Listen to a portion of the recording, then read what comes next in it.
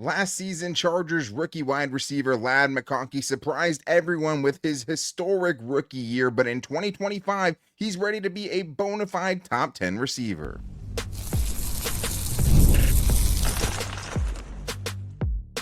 You are Locked On Chargers, your daily podcast on the Los Angeles Chargers. Part of the Locked On Podcast Network, your team every day. What is up, and welcome into the Locked On Chargers podcast. I'm your host, Daniel Wade, joined as always by my co-host, David Drogemeyer, and we've been covering the Chargers now for 10 seasons, but this is our 8th season as a host of the Locked On Chargers podcast, bringing you your team every day. Thank you to the everydayers out there for making us your first listen. To make sure that you never miss the show, go subscribe or follow for free on the Locked On Chargers YouTube channel and listen wherever you get your podcast from. David, what do we got today? Daniel, Lightning Ladd took the league by storm last year, and he was absolutely phenomenal. I think there is every reason to believe he is going to be even better in his sophomore campaign. And also, Justin Herbert getting a better running game. Could that mean that his numbers may go down? And is there a possibility that the Chargers have a top 10 offense and a top 10 defense in 2025? I think it absolutely is possible. I mean, they were pretty close to doing it, surprisingly, in 2024, but it starts with wide receiver one, who might not get talked about as much as we probably should, only because he's not one of the issues. He's one of the players now that you kind of pencil in as a cornerstone franchise type of player. And on a buy or sell Tuesday, getting into the biggest Chargers, well, on a Monday, biggest Charger storylines and overreactions. One of the ones that we've gotten a lot over the last couple of weeks on buy or sell Tuesdays and Mondays is Ladd McConkey a top 7 receiver? Is Ladd McConkey top 15 receiver? But the buy or sell today is this, David. Ladd McConkey will be a top 10 wide receiver in 2025. Yeah, I think people might be surprised to find out that he was actually a top 10 receiver in receiving yards last season in his rookie season. He was actually 10th in the NFL in receiving yards.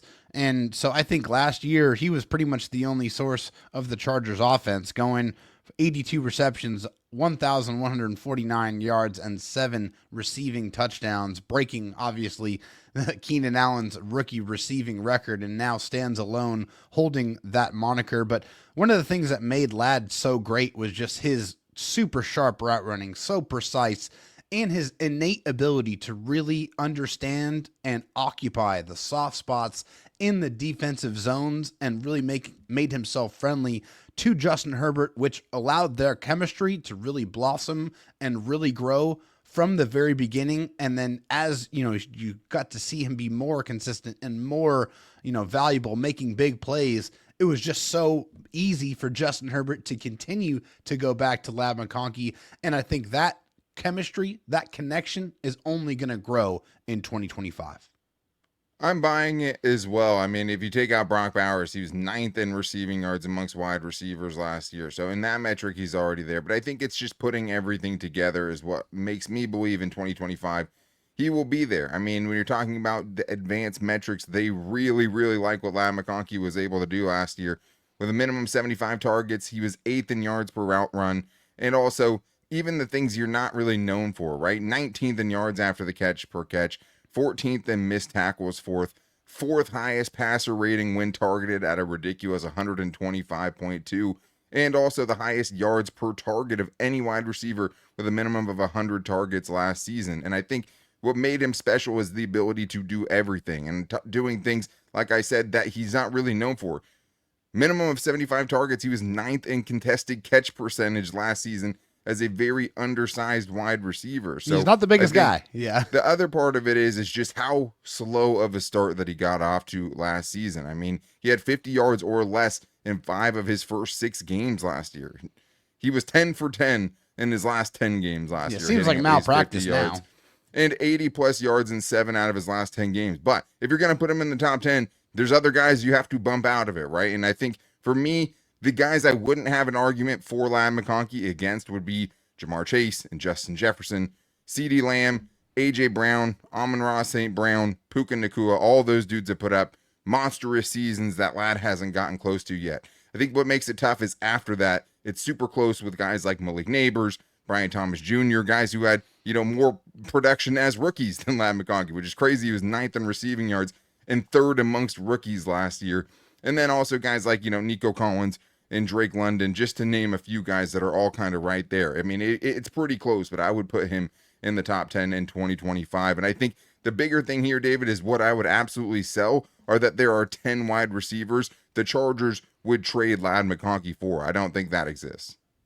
Absolutely not. I don't think that there is, even probably 6 or 7 wide receivers that the Chargers would trade, Ladd McConkey for, just considering his age, considering just his well-rounded skill set. And one of the other things that, obviously we know that haunted the Chargers offense last year against some really good defenses was the inability to win against man coverage. That was not a problem for Ladd. His 2.98 yards per route run against man defenses was the second most amongst the 57 receivers with at least 115 routes against man, and that's from PFF. So just a great stat just to continue to illustrate how great Ladd McConkey is.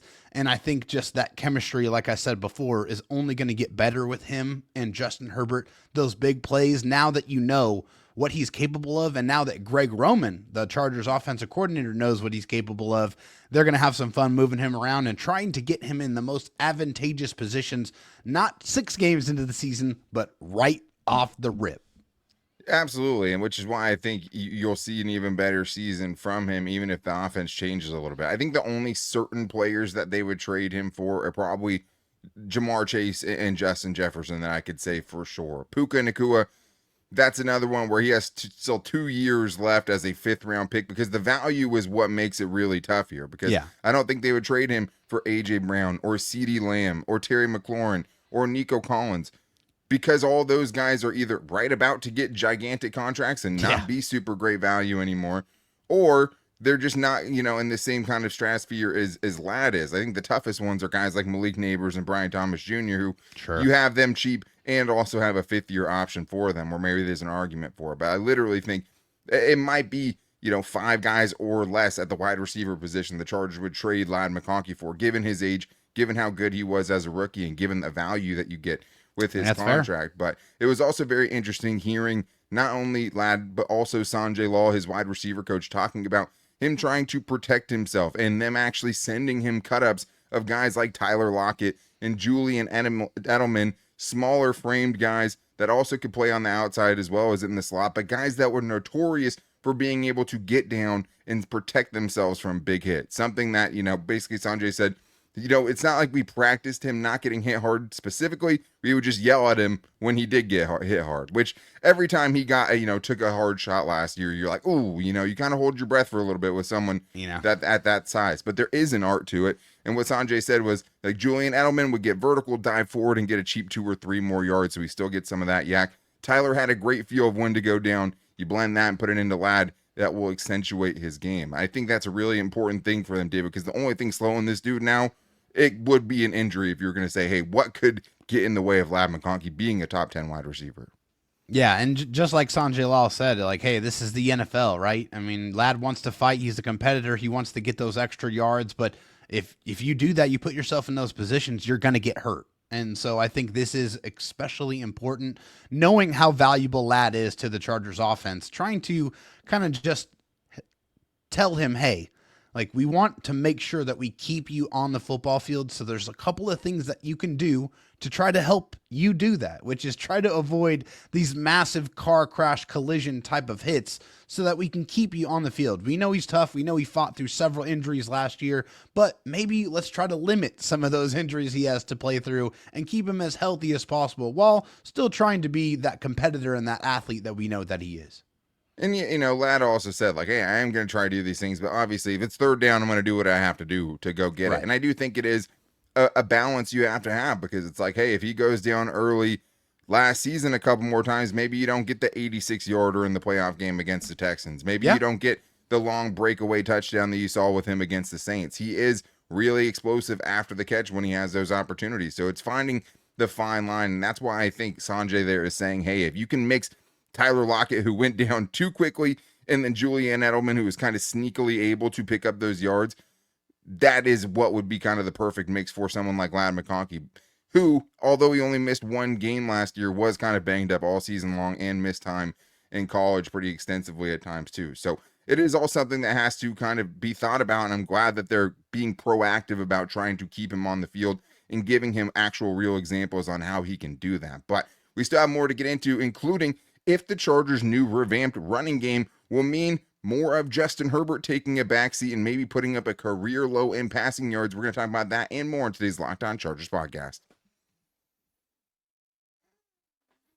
Ever check your bank account and wonder, where did all my money go? Between dining out, online shopping, and entertainment, it's easy to lose track, and that's where Monarch Money comes in, your personal CFO, giving you full visibility and control over your finances. Monarch Money isn't just a budgeting app, it's a complete financial command center. You can track all of your accounts, investments, and spending all in one place, so you can stop just managing your money and start building wealth. And they have so many great insights. When I started using Monarch Money, I realized just how many different things I was having to pay for now that I'm a dad. And I think especially when you have other things, everything kind of laid out in front of you, you can start kind of offsetting those expenses and setting goals for yourself without feeling any of the judgment, so that you, with the easy collaboration, can be with your significant other and find the best way to make it work and have everything all together in one place. So take control of your finances with Monarch Money. Use code LOCKEDONNFL at monarchmoney.com for 50% off your first year. That's monarchmoney.com, code LOCKEDONNFL for half off your first year.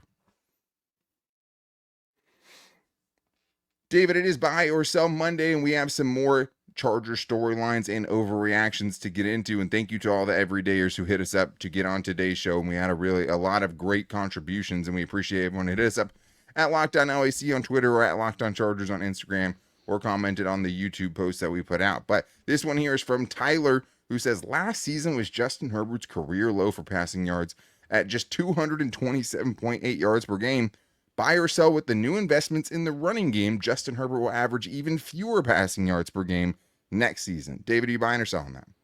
Yeah, I mean, I can totally understand why logically you would think, hey, automatically the Chargers are going to be running the ball a lot more. His passing yards are going to go down. But I would counter you with this. Lamar Jackson averaged 245.4 passing yards per game last year with a running back that had over 1,900 yards rushing by himself. So it's not just the end all be all, just the fact that the Chargers are going to run the ball, hopefully run the ball a lot more effectively, because what do we know that impacts? That impacts play action. Last year, the Chargers were fantastic at play action. If they have a more effective, more efficient running game, it's going to get even more effective and even more dangerous this year. So that's why I am going to sell it. I do feel like those yards per game are going to go up this year, especially when you consider it's not only just the running game that got better, the supporting cast got better as well. Yeah, I also think that something to kind of take into account in this conversation is just the fact that the Chargers are going to be playing better offenses this season as well. So that could play a factor in it too, having to keep up in more games, maybe not being ahead against so many bad teams with the ability to just kind of stamp them down and, not have to really put things at risk. I think it won't necessarily be like that in as many games this season. I'm selling it too. I think that part of what you're talking about there is just that when you have a better running game, a lot of times it's going to mean a better offense in general. And the better offense is going to be more opportunities. So I do think that he would be able to surpass that and be able to not have a career low in passing yards per game. Will he, put up 5,000 yards? I would highly think that that's not going to happen. But I would say that another thing last season that really hurt him is he didn't hit 200 yards in a game until week 6 last season. And Greg Roman did a great interview with the guys at Chargers Weekly. We'll talk a little bit more about what he had, especially about Tyler Conklin in a little bit. But one of the things he talked about too was just kind of how limited the Chargers were that first month and a half of the season with what Justin Herbert was dealing with health-wise. Yeah. So assuming Justin Herbert's healthy with all of the other, because you're talking about the running game and the improvements there. What about the improvements in the passing game and the amount of talent that's been added there? I think has to also be part of this conversation too. But I would be surprised if he's not hitting around 4,000 yards at the very least. And so I think that number at 227.8 is definitely going to go up. But it leads to this one, because how much will it go up? This is from Harrison McClellan, who says, buy or sell, Justin Herbert will have 4,500 plus passing yards with all of his new weapons. David, you said he's not going to have a career low. Will he get to 4,500 yards in 2025? Yeah, no, I do not believe that he's going to get to 4,500 passing yards this season. Basically, he'd have to average 264.7 per game to be able to get there. That's a pretty healthy increase from 227.8. So I'm going to sell it. I do feel like that would be such an incredible increase year over year. I fully expect the Chargers to run the ball a lot more and be a lot more effective at it. And hopefully they'll be in positions to be able to lean on some teams. And, obviously I know they're going to have a better schedule and a lot more difficult schedule to go up against. But with that better rushing efficiency, I do feel like, it's going to affect the passing yards. It's not going to be his rookie season where he's, airing it out and throwing it and kind of, just doing whatever he can to be able to win games for the Chargers. This is all about having a more balanced, healthy offensive attack. So I'm going to sell that he's going to get to 4,500. And I think people would be surprised to realize that only 3 quarterbacks even hit that number last year. It was Joe Burrow, it was Jared Goff, and it was Baker Mayfield. And at least in 2 of those situations, bad defenses and defenses that gave up a lot of points played a factor in that as well. And I'd also look at, what Josh Allen just did. Obviously, Josh Allen has the rushing numbers that we're not going to be talking about in this conversation, but he won the MVP with 3,700 yards. Lamar Jackson had 4,172 yards, is clearly the second MVP here, second place in the MVP race. So it could be, I'm selling it. I think it could be right around there. I mean, the only time Justin Herbert hit that number was in 2021, 2022. He would have hit it as a rookie had he started in week 1, but in 15 games, he had, 4,300 and change. So in 2021, 2022, when he had historically bad defenses, he was hitting that number because he was having to throw for, 270 plus passing yards per game, where he won't have to. I do think it ends up being somewhere around 4,200 to 4,400, maybe 4,500, but I'd say 4,500 is the very top end, assuming that, the rushing attack is better. But let's get to this one here from Chris Saiz, who says, buy or sell based on what Greg Roman said of Tyler Conklin. He will be the long lost tight end we've been praying for since Justin Herbert came in the league. So first, let's talk about what Greg Roman said. I mentioned that Greg Roman was talking on the Chargers Weekly Pod. It was great getting some insight. We don't get to hear from him very often. And he kind of went out of his way to talk about Tyler Conklin. He said, I'm really excited about Tyler Conklin. This guy, I think, is a little bit of a genie in a bottle where nobody is going to really think, oh, it's that big of a signing or this or that. Man, I'm telling you, I just think being out there with him, this guy's got a chance to be special. And he also said, I think this guy's an underrated guy in the passing game. I think he's a good blocker. He can be a nice, complete tight end. David, stock up, I think, definitely for Tyler Conklin in this conversation. I think it becomes, what has Justin Herbert been looking for? Do you think we could see something out of him that maybe they've been lacking in recent years at that position? Yeah, I think so for sure. I think Tyler Conklin is a pro's pro tight end. I think he is a more complete tight end than the Chargers have had probably in a while.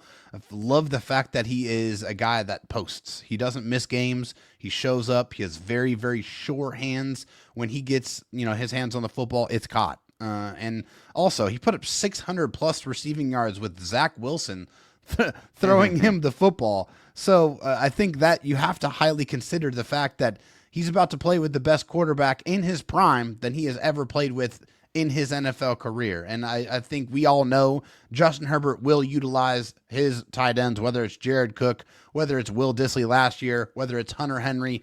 If you're a tight end and you get open, he's going to get you the football. I think Tyler Conklin's a guy that's going to be able to make a lot of those tough physical catches, those contested type catches. And I think he's going to quickly turn into a very reliable weapon for Justin Herbert in the offensive passing game. And let's also not forget that Greg Roman will run his offenses through his tight ends, right? Or have them at least be a very big part of what he wants to do offensively, and getting more big bodies on the field is kind of part of that prerogative. But I would say it takes looking back at some of the best tight end seasons we've seen paired with Justin Herbert. And it's like that 2022 Gerald Everett, 58 for 555 yards and 4 touchdowns. 2021 Jared Cook, 48 catches, 564 yards, 4 touchdowns. But the best season since he's come into the league was the 2020 Hunter Henry season, 14 games, 60 catches, 613 yards, and 4 touchdowns. I don't think he hits Hunter Henry numbers this season. Maybe he puts together the second best, I think, stat line, as far as that goes with Justin Herbert. Because I do think having Aronde Gadsden, who Greg Roman is also super high on and said will have an impact for them this year, and also Will Dissly, who was very serviceable last season, makes it a little tougher to project gaudy stats. But I do think he is what you've wanted as far as just having kind of that full, well-rounded tight end that can impact the game in the running game or in the passing game, which since Hunter Henry, you just haven't had, because Gerald Everett was undersized. Jared Cook was over the hill. Last year, Will Dissly, much more of a run blocker than he is a pass catcher. So I think he is kind of the best blend that he's had, at least since his rookie season, which is saying a lot. And I think why Greg Roman's so high on him and saying, hey, this guy is someone to watch in the passing game. Also, we heard last year from the Chargers coaching staff that Hayden Hurst could be like a top 5 receiving tight end. So you never want to put too much stock into it, but I'm definitely thinking this is stock up for what to expect from Tyler Conklin, who I agree with Greg Roman is a super underrated addition to this team. But we still have more to get into. Is it an overreaction to think the Chargers could have a top 10 defense and a top 10 offense in 2025? We're getting into all that and more today's Locked On Chargers podcast.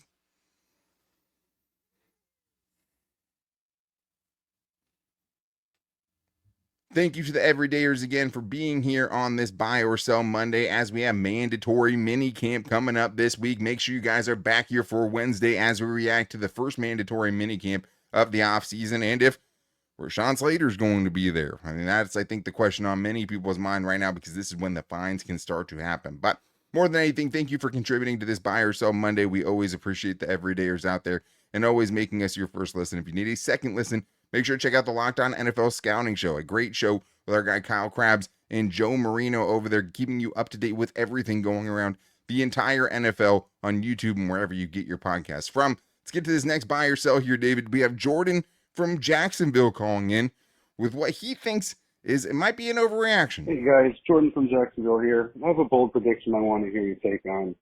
With new weapons on the offense and what we expect to be a pretty solid run game, this will be the first Chargers team in a while to have a top 10 offense and defense. Our newly balanced offense should be able to grind opposing defenses down and put up points, while also being able to run the clock down efficiently, leading to less opportunities for the other team to score. Let me know what you guys think. Bolt up. This is a great buy or sell, David, because I think it's been a very long time since the Chargers have kind of had a well-rounded team, and last year was probably the closest thing to it in Justin Herbert's young career. But before that, it was basically all atrocious defenses and Justin Herbert bail us out as much as you can. And last year, it totally turned on its head as the Chargers had the number 1 scoring defense in the entire NFL, and a big part of that was getting Brandon Staley out of the room. But what Jesse Minter was able to do was incredible, and I think this has to do with kind of how much faith you have in him. Are you buying or selling the Chargers could be top 10 in both? Yeah, I love Jesse Minter. I really do. I love what he was able to do in his inaugural season as the Chargers defensive coordinator, but I am going to sell it because of the slate of teams and quarterbacks and offenses and weapons that they're going to have to defend in 2025 is grossly different than what they were facing when they went up against, some of the weaker teams in the NFL last year, and really kind of took advantage of those opportunities. Whenever we saw the Chargers defense go up against better, higher powered offenses, most of the time they did not have the same level of success. So I do expect that the Chargers offense is going to be top 10. I do really, really love the additions that they made across the offense. The offensive line's better. The weapons are better. The running game is better. It's going to be a better product. I fully believe that. I just think, and I'm not saying that the Chargers defense is going to be bad, but I don't think top 10 is probably where they're going to sit. I can see 13, 14, wow, somewhere in that area, but I don't know if I'm sitting here right now believing it's going to be top 10 for both. I understand, at least as far as like what the slate's going to be. I mean, you have, Kansas City, their offense really wasn't all that great last season, but you get, top 10 offenses like Denver was top 10. You have the Eagles, obviously. Cowboys with Dak will be better. Commanders are going to have a good offense as well.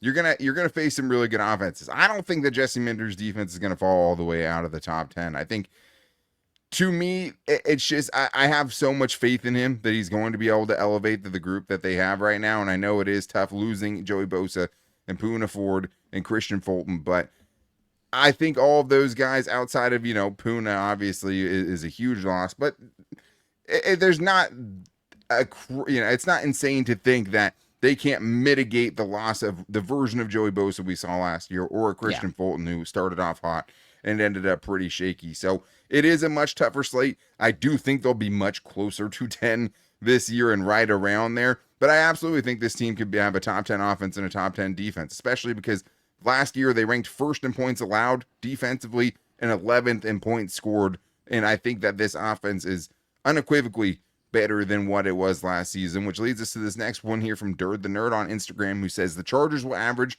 more than 24 points per game. David, lofty standards, can they achieve it? Yeah, lofty standards. That's a good one. Well, they achieved 23.6 points per game last year with a pretty horrendous running game. So the fact that I know or feel very strongly that the Chargers running game is going to be exponentially better in 2025. And when you look at the top offenses in the NFL, they're very balanced and most of them run the ball at a very, very high level. So because I expect that, I easily see the Chargers surpassing 24 points per game. I think that's a foregone conclusion. I'm definitely buying it. Yeah, obviously you gain half a point per game, then you're doing this. I mean, they might have hit this last season if Justin Herbert just didn't have to leave the second half against the Steelers, let alone, for the whole season. But I think with what they've added, which was, Mekhi Becton and Tyler Conklin, Mike Williams, Omarion Hampton, Najee, and Trey Harris, KOS, Oronde Gadsden, they only lost Josh Palmer and J.K. Dobbins as far as meaningful offensive contributors. So I think the offense is unequivocally better. I think to the point of Jordan, though, like, if you're running the football more, you're shrinking the game. So in that sense, you could be taking chances away from the other team's offense, which might lower what their points per game are because you're not, instantly giving them back or lacking in the consistency where you're going entire halves of not scoring. Those things should be a lot better this season. But I would say, hey, 2 top 5 defenses in your own division last year with Kansas City and the Broncos, and you have 8 games versus top 10 defenses in 2025. Now, you also have 7 games against bottom 12 defenses like the Giants and the Colts and the Jaguars, and you get to play the Raiders twice, and that defense still could be horrendous. You have the Tennessee Titans and the Dallas Cowboys, who are also on the schedule as well. So I think they will make the jump. I think they will just be a much more consistent offense this year, but the amount of firepower to think that they couldn't average this, I think would be a failure for them to not be able to kind of take that pretty small leap there. But let's get to this one here from Jackson, who says, buy or sell, the Chargers will win every primetime matchup they have in their schedule. David, I know you have them winning at least the first one, at least in your prediction, against the Kansas City Chiefs, but can they sweep their 5 games in primetime in 2025? Man, I really love to sit here and tell you right now that I believe that they're going to sweep every single one of them. And, the fan in me says, absolutely, they're going to beat all of them. They can beat anybody on their slate. And I do actually believe that. But I think there's one team on that in particular, I just think it's a little bit too tough of a task. And obviously that's the reigning, defending Super Bowl champion Philadelphia Eagles with that just disgusting defensive line, defensive front, a combination obviously with an incredible running game with Saquon and, a couple of really good receivers out there, obviously with A.J. Brown. So I just don't know. I just think that's a matchup that just doesn't favor the Chargers. It really doesn't favor anybody, obviously. But I'm going to go 4-1. I do feel very confident that they can beat all of the other teams on their primetime slate. But the Eagles is what just gives me the most nightmares and not really looking forward to that matchup this year. I mean, I think 4-1 is best case scenario. I think you'd feel incredibly good about going 4-1 in that slate. But this is who it is. Week 1 versus the Chiefs in Brazil on Friday night. At the Raiders, week 2 on Monday Night Football. And then it's week 8 versus the Vikings at home. Week 10 versus the Steelers at home on Sunday Night Football. And week 14, Monday Night Football against the Eagles, obviously Super Bowl champions. So I think the thing also, just besides the Eagles just being such a, wagon and such a just well-rounded team, they just really match up, I don't think, well versus the Chargers, honestly. As far as the trenches go, it's not just the defensive front that you brought up, which is insane, going up against the Chargers, question marks in the middle of their offensive line, but also the best offensive line in football, right? So I think that pretty clearly. That's all very, very important. So I do think that there is a chance that the Steelers and the Vikings aren't as good as they were last season, and those are teams I feel like they could beat. But I do think that going 4-1 is probably best case scenario in that stretch. I do think they steal one from the Chiefs this year. hard to say right now in June that the Chargers are ready to take down not just, the team that's been to two of the last three or won two of the last three Super Bowls and been to three straight with the Chiefs, which I still think we kind of have to see to believe a little bit, but also then going up against the Super Bowl champs, even with the losses that they had and winning that game in week 14 and what could be a very impactful, very meaningful game. So I think 4-1, like you said, that would be awesome. I think the most likely scenario is probably 3-2 during that stretch because you have, in those 5 primetime games, the only one that's not a playoff team is the Raiders. So I think that if you go 3-2, that's about average. If you could somehow find a way to swing 4-1, I think you'll be in business and on your way to a second consecutive playoff appearance with Justin Herbert and hopefully his first playoff win. But that's going to wrap things up for today's show. The good news is the next time we talk to you on Wednesday will be after the Chargers' first mandatory mini camp. We'll get to answer a lot of questions that we have going into it, especially about who is going to show up like Rashawn Slater. So to make sure you don't miss it, go subscribe or follow for free on the Locked On Chargers YouTube channel and listen wherever you get your podcast from. And you can also find the show every day where everyone asks their questions from today on Twitter at Locked On LAC, on Instagram at Locked On Chargers, and our Locked On Chargers Facebook page. If you guys want to call into the show like we had Jordan today, call into 323-524-7924 if you want to be the next Ethier possibly. That could be you if you play your cards right. But as always, we appreciate the everydayers out there. We will be back with you guys on Wednesday to recap the first day of Chargers mandatory minicamp. But until then, guys, take it easy and go Bulls.